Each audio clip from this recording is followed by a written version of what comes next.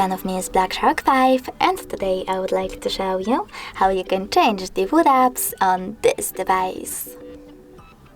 First of all, you need to access Play Store and install your new food apps. I will go with Opera mini browser. When it's ready, click on Home button and go into Devices Settings.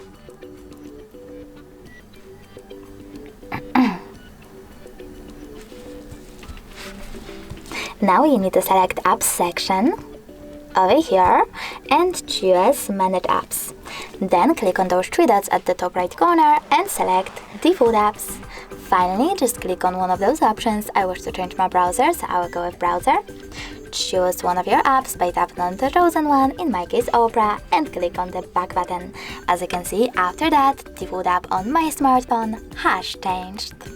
Thanks so much for watching. If you enjoyed this video, leave a like, comment, and definitely subscribe. Bye!